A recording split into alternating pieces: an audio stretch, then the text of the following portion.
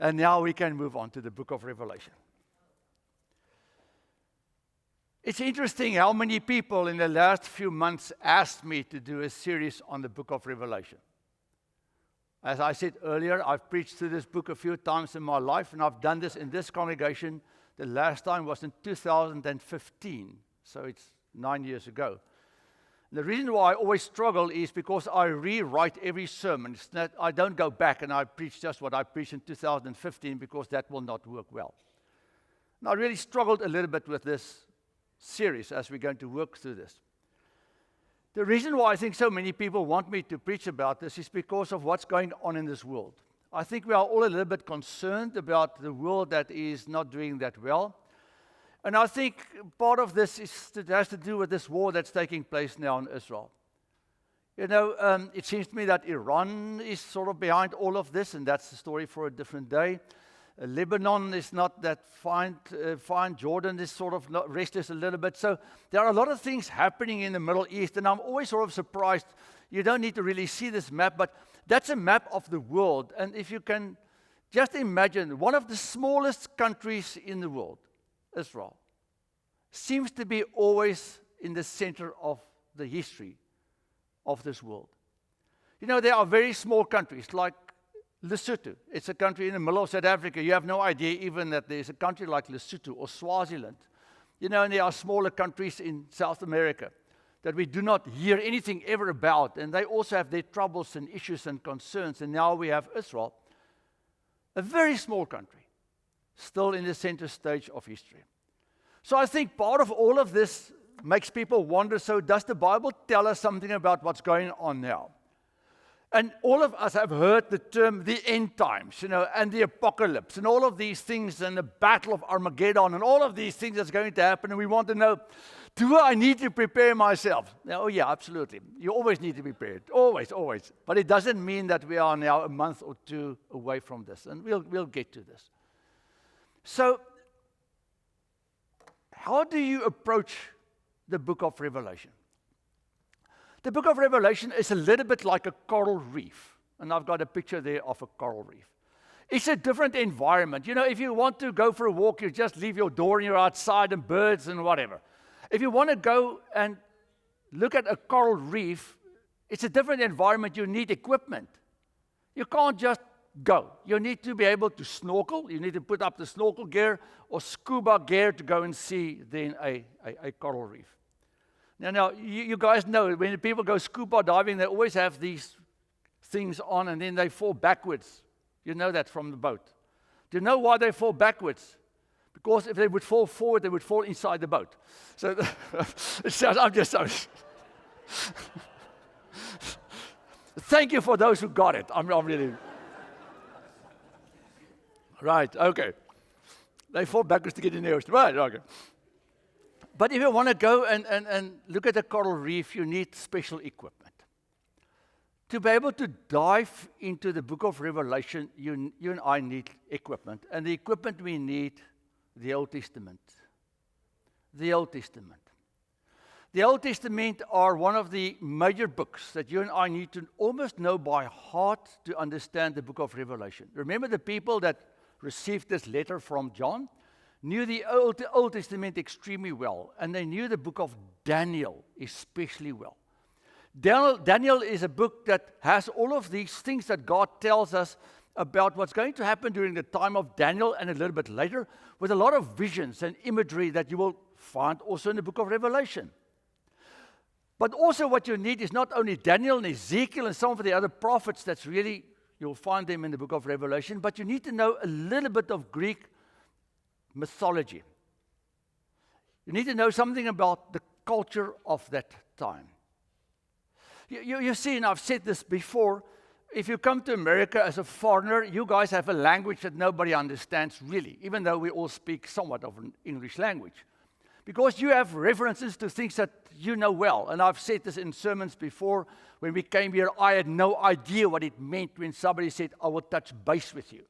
Because we do not play baseball in South Africa. I had no idea what it meant. So I'm now an American in that sense. I now know all of those kinds of things. So for a foreigner, you guys sometimes would speak a language that I would not understand. I would touch base with you. It was a Hail Mary. All of these things, it's a slam dunk. The world has no idea what you're talking about. Book of Revelation, it's similar. They used all kinds of expressions and imagery that the people understood. It's an apocalypse. So if you read a poem you read different than you read a novel. A poem is a different kind of literature. An apocalypse, a different kind of literature. So Revelation is not the only apocalypse that you find. There are numerous of those words that were there during the time that Revelation was written. So you need to sort of look at those documents and see, okay, how does these things actually work? And Revelation has some of that also in itself. It's a prophecy. So what is a prophecy? A prophecy means that God came and He shared something about His intent with His people, that they would know what God is going to do and what sort of to expect, where God is going. And then there's also a letter that John wrote, was meant to be sent out to people, right? It's a vision in code, as I said. Now, why was it written in code? It was written in code because the church were in danger. Remember now, when John wrote this, it's like in the year 96 AD. He's sitting on Patmos, the small island. There are all these new churches that are now trying to survive as Christians in the Roman world. The Jews are after them because the Jews saw the Christian church as a cancer, as an enemy that was going to destroy them from the inside. So they wanted to destroy all the Christian churches. So they used the Romans many times to help them in this quest they had. But on the other hand, the Romans also had an issue with the Christians because you'll find as we go through the book of Revelation, that's just how it is. The church is always at risk. And the Roman government at some point, and at this point, was part of this evil plan to destroy the church. Now, how do you send a letter to churches around you? And these letters were handwritten, and they couldn't really seal them. And the guys who were carrying these letters were exposed to Roman guards and Roman soldiers constantly. It was meant for the church to understand. So the average Roman would look at this and say, I don't understand this. Because there's so much Old Testament, and Daniel especially then in this book. Okay. What is the message of the book of Revelation? Let's go and find out. Revelation chapter 1. The revelation of Jesus Christ, which God gave Him to show His servants what must soon take place. He made it known by sending His angel to His servant John, who testified to the word of God and to the testimony of Jesus Christ, even to all that he saw. Blessed is the one who reads aloud the words of the prophecy. Blessed are those who hear and who keep what is written in it, for the time is near. A few things that we find in this first section that we look at. It's an apocalypse, as I said before. So what does the word apocalypse mean? It's in the first sentence of the book, a revelation. The word apocalypse is just a Greek word for a revelation. That's it. That's what it means. It's just a revelation. What soon will take place. Now, this is where I'm sort of disagreeing with a lot of Pentecostal churches. A lot of people think many times that apocalypse means that God is going to reveal exactly what is going to happen. That is not what an apocalypse is. An apocalypse is not predicting the future. Otherwise, we may find the lottery numbers in the Bible and we will have all be billionaires. That's not how God works. In the Bible itself, He says, don't try to predict the future. That is what God knows, and only God Himself knows what the future entails. But what a revelation means is what to expect. Two different things, a prediction and an expectation. Let me explain. So you come to me and you say, I would like to go to South Africa. I said, okay, cool. I know the country quite well. So if you land at Johannesburg Airport, you're going to get off, you're going to go through this hallway, you're going to walk outside, and if you're going in this time of year, it's summer, it's hot, it'll be probably raining because it's our summer raining season, and you can expect there will be a lot of fruit outside because everything, the harvests are now in, so there's a lot of grapes and peaches and all of these things. If you go on a journey, I can tell you what to expect, but I can't tell you there will be a red car waiting for you outside and exactly where all the people would be, but you will have an idea. You come to my children and say, we would like to go into the medical world, then they can tell you, okay, this is what you can expect. You need to have this degree, that degree, you need to pass all of these exams, all of those, I don't want to go there now. But they can at least tell you the journey of what to expect as you go through this, and they will look at you and say, and it's hard. It's not going to be easy. When you do your residency, you will not sleep for 3 years. Because you're going to work 80 hours, maybe a week. Can they tell this person exactly what hospital he or she is going to work in? Absolutely not. But what to expect. That is the book of Revelation. So you can't ever say, we are now in Revelation chapter 19, verse 7. That's not how the book was meant for us to be read. Who is this book written to? The book is written to you and me, sitting in this church. The living Lord knew that you and I would sit in this church today and hear these words. Because the same Lord that spoke to John through the angel is now speaking to us today through his word. And it comes from Jesus Christ himself. So why did Jesus come to John and give him this message? Because he came to this world for what reason? To save people. He came to this world to give you and me value.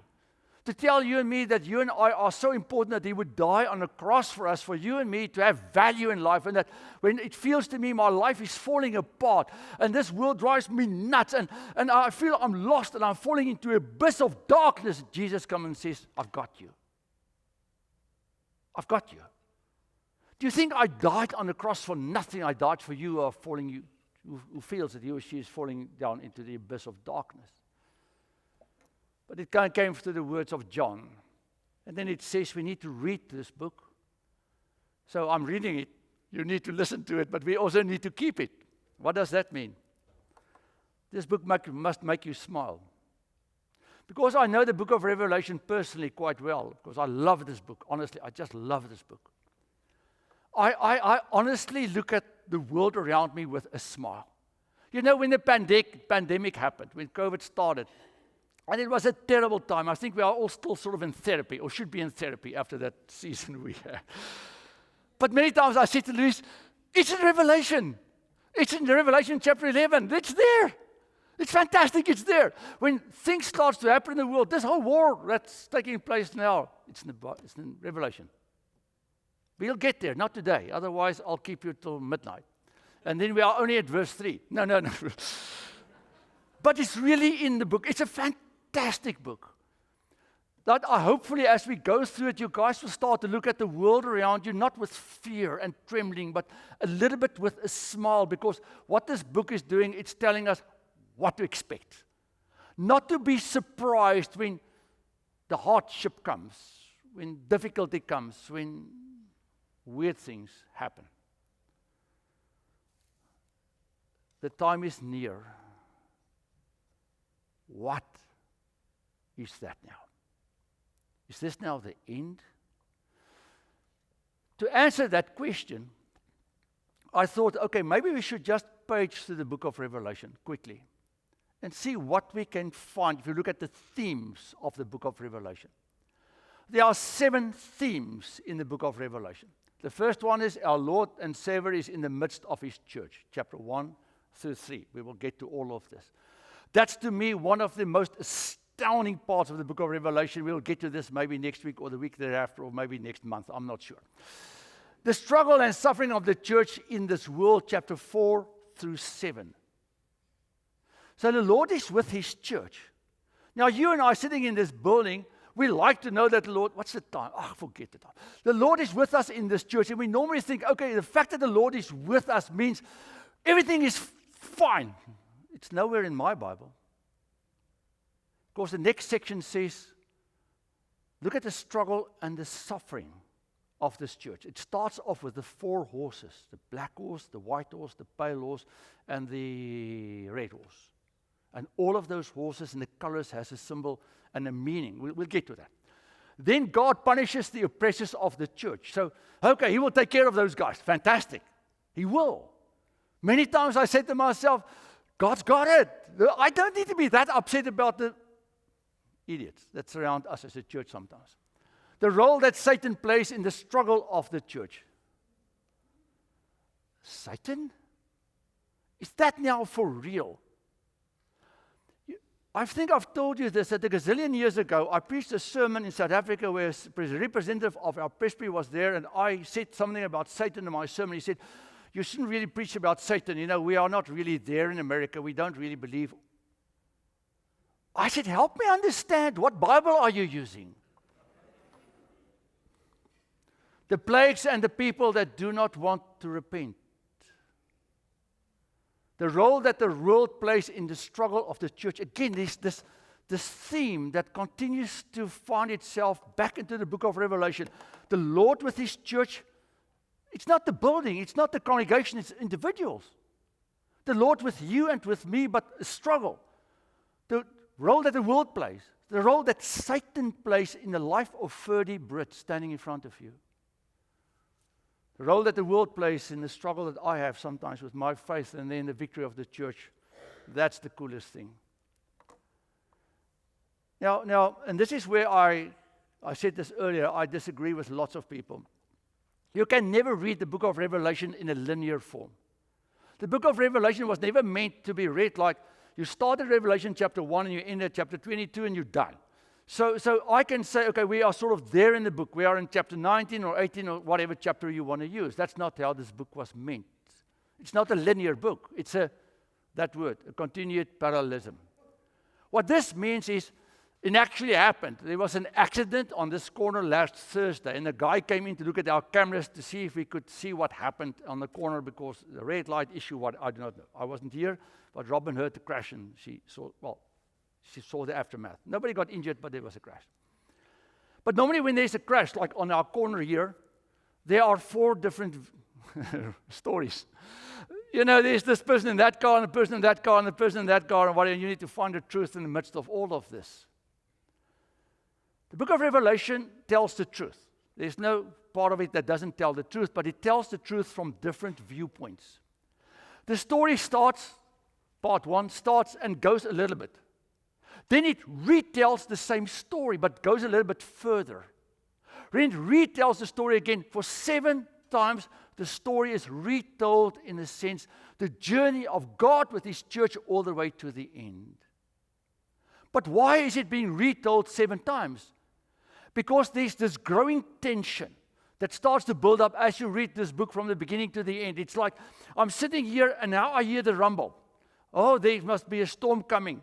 Then the rumbling is getting a little bit worse. Oh, it's getting closer. Then there's lightning that I can now see in the distance. Then the wind starts to blow and I realize, oh my, there's something really happening now. And then I can hear the rain maybe or see it coming closer and closer. That is how the book of Revelation works. It slowly but surely builds up this tension between 2 stories. The coming of Jesus. And that's why I chose to do it today, because people said, are you going to preach about the Epiphany? I said, absolutely not. Because the book of Revelation is about Epiphany. You see, it has to do with the coming of Jesus into this world, the first coming of Christ. And I will get to that if we have time. Since Genesis chapter 3, the coming of Jesus was predicted. 6,000, 7,000, 8,000 years, the living Lord came into this world. We just celebrated His coming. And then He said, I'm coming back. Meaning that this, what we have on this planet, will end. And the return for Christ, for me, will happen either maybe when I see Him coming or when I die. So every single one of us sitting in this building will see the second coming of Jesus. You will see the coming of Jesus. And I'll explain that as we continue through the book. How is that possible? Because some die before others. And how can we all see the second coming of Christ? But in this time between the first coming of Christ, and we will get to that later on, it's actually the millennia, that's 1,000 years, we'll get to that. But between the first coming of Christ and the second coming of Christ, Revelation tells us the story of the church. It tells us the story of you and me as we face the reality of this life with an intensity of an attack. So if anybody would ask me, so Ferdi, what is the book of Revelation all about? I would say it's a book of hope in the midst of a war. In the midst of a war, of a battle. Revelation chapter 19, Revelation chapter 21, verse 3, talks about the war that is taking place. And the church is in the midst of this battle. You and I are in the midst of this battle. And what battle is it? It's a battle that started in Genesis chapter 3, where Adam and Eve are in the garden with God, and then there's this tension where Satan comes. Now, okay, there was a fall of sin in heaven. That's later on also in the book of Revelation, where the angels in heaven revolted against God, and then they were cast away from God, and Satan was the leader of this lot, and he's called the bright morning star in the book of Jeremiah. The bright morning star, we thought it's Jesus. It's not. It's Satan himself. He's the most beautiful one of all, the Old Testament tells us. Why God allowed, and that's why the why is somewhere, you'll see the why is somewhere. Oh, there's at point 5. Why God allows Satan to exist after the sin happened in heaven, I'll ask the Lord one day when we all see him face to face. All I know is he was allowed to live. And then Satan came down, and what did he do? He came to destroy what's good. Why God allowed this, I have no idea. God gave Adam and Eve. He said, you guys can decide if you want to hang out with me or you want to do your own thing. But the only thing I ask of you is there's a tree and leave the thing alone. And by leaving it alone, I know you're with me. But if you want to hang out with the tree, then it's actually telling me you want to do your own thing. They did not only see the tree and the beauty of the tree, but there was a player in the background, and that was Satan himself. Satan could not come and take the fruit from the tree and put it in their basket or in their pockets or in their hands. He could just stay on the side and say, so I heard that you're not allowed to eat from any tree in the garden, the first lie ever told about God. So I heard that you are not allowed to talk about, you're not allowed to eat from any tree in the garden. Then Eve tried to protect God by saying, no, we can, all of them, but except this one. And Satan said, Eve, that's not a big deal. Do you know what? God's just keeping things away from you. If you want to know what God knows, join me and eat. You see, temptation has to do with creating an opportunity to make the wrong decision, to make the wrong choice. There's no one that can stand in front of a judge in our country and say, the Satan or the devil did it. I did it. But what I can say is I was tempted. And I listened when I should have not listened. So this battle started actually in the book of Genesis already, where there's this tension between God and then Satan that's playing in the background. And what he did, it seems as if he won. Because he got Adam and Eve to turn their backs on God and wander off. At that point, I thought God would just stop everything and say, I'm done with you guys. Wipe them off the earth, as he wanted to do just before Noah. You remember now, before Noah, God said, my heart is broken about the people I've made. They are terrible. Look what they're doing. I never intended for them to be so evil. But he saw Noah. He was trying his best to do the right thing. But there, God didn't wipe us away from the face of the earth because he saw you and me sitting in this building. And he knew if he wouldn't allow life to continue, you and I would have never been able to live a life and to know God. That would be impossible. If it all ended there, you and I would have not existed even. Now we live in a restless world, and that you'll find from the second chapter after the first chapter where sin happened. So in chapter 4 of Genesis, what happened? Cain killed Abel. The first murder takes place within a brief period of time after they left paradise. The worst thing that can be done to another person was done. One individual kills another. Now there's crisis. Now it seems as if this world has really lost. And then it gets from worse and worse and worse from there. And we are now in this world where there's this tension between good, evil, good, evil. It seems sometimes as if evil is going to win, and then it seems as if good is going to win.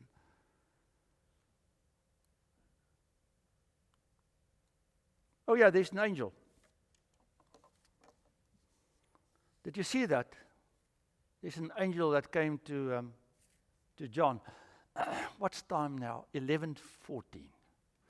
Let me see. I need to do this. I need to do this. I need to do this. Okay. We won't get all the way there. We'll do that for next week. Let's see how far we can get. There's an angel. With respect. It's fine to have all of these nice cards with these angels with baby faces on them. Oh, and they are so cute. You know, all the angels that you normally see have these white little wingies, and they are so cute. Oh, angelkie. That's not biblical. The angels are warriors, most of them. They are protectors. They are real. I'm going to take you now a little bit into a world that I hope won't scare you, that you will not return next Sunday, or maybe all of you will come with your friends and with someone to protect you, whatever. But I'm going to take you quickly into a world I hope you've got the guts to go with me. But angels are as real as you and I are. Because Paul says the following, he says, finally, be strong in the Lord and in the strength of his power, put on the whole armor of God so that you may be able to stand against the wiles of the devil. For our struggles is not against enemies of blood and flesh, but against the rulers, against the authorities, against the cosmic powers of this present darkness, against the spiritual forces of evil in the heavenly places. And now for the text in the Bible that I think most of you do not know. There's a verse in Daniel that is one of the most complex and weirdest verses in the Bible that I've asked many people, do you know this verse? And they say, I have no idea. Look at this one. He, the angel Gabriel, said to me, do not fear, Daniel, for from the first day that you set your mind to gain understanding and to humble yourself before God, your words have been heard. I have come because of your words, but the prince of the kingdom of Persia opposed me for 21 days, for 3 weeks. So Michael, one of the chief princes, came to help me, and I left him there with the prince of the kingdom of Persia, and he came to help you understand. And so I've come to help you understand what is to happen to your people at the end of days. For there is a further vision of those days. So Gabriel is the, where are we now? Somewhere, no, let me go back, sorry. Gabriel is the angel that came to John. In the time of Daniel, Gabriel wanted to come to John, but he was prevented by the evil forces that is called the kings or the princes of Persia. Guess where's Persia? Iran. For now. So he referred to them because at that point, Persia was causing a huge threat to the land of Israel. So all the people in Persia that were planning against Israel were actually listening to the temptation of evil in their hearts that was done by the dark forces of this world. Gabriel couldn't get to Daniel because he was fighting off this battle, and he had to get Michael, the leader of all the angels, to keep them at bay that he could come to Daniel. Have you ever in your life heard this? I hope you will sleep tonight. But that's the reality of the world that the Bible tells us that we are living, that you and I will discover in the book of Revelation. You need to drink your coffee before you come to church now on Sundays. You need to be strong because I'm going to teach you things that you may know or may not know. So what do we learn about these evil forces that are really involved in the affairs of this world? Where do you think all the evil comes from that surrounds us? Do you think us as humans can be in ourselves that bad? Oh no. Oh no, there's this war taking place between good, evil. About angels that helps us, protects us, and provides us. Do you know how many times a day an angel protects someone from hitting your car? protecting your house, helping you, keeping you safe. The angels are constantly surrounding us because there's this battle going on, and that's the coolest thing. As a child of God, I'm safe because I've got the Lord that's with me. On the other hand, the dark forces that are working in on leaders in this world, that are working on people, that are working in on young people to take a gun and go to school and kill other people. Where does that come from? From Satan himself. Because Satan himself wants to destroy. The one that is in you, God, is greater than the one of the world, Satan. 1 John chapter 4, because they knew about these things. I've done all of this. Just the last thing. John to the 7 churches that are in Asia, grace to you and peace from him who is, who was, and who will come, and from the 7 spirits before his throne, from Jesus Christ, the faithful witness, the firstborn of the dead. You recognize that one, don't you? So what's this? And I will end with this. It's a book of hope to a church that were in trouble. The earliest church during the time of John, sitting on Patmos. They were in trouble. They were persecuted relentlessly. Nero was throwing Christians a few years earlier in the arena. They were eaten by lions and by other people, where dad had to protect his family because they just believe in Jesus. And they were attacked relentlessly. How do you help people hang on to their faith? By sending them a letter, by saying, God knows this is happening. God knows it. It's not a surprise to him. It should not be a surprise to you, because this battle will continue and you're part of this battle. And sometimes it will come really close to you, and sometimes it will be far in the distance. But if it gets to you, don't be disappointed. Don't get despaired. Because you are owned by the only holy living God. And it's written to the church, the 7 churches. The 7 is the complete number, and 7 consists of 4 plus 3.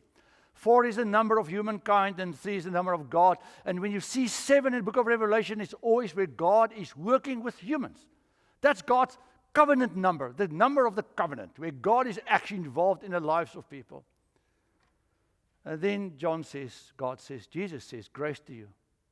In the midst of this crisis, this world that wants to kill you, Satan that's going after you. Relax, I've got you. Grace. May you have peace.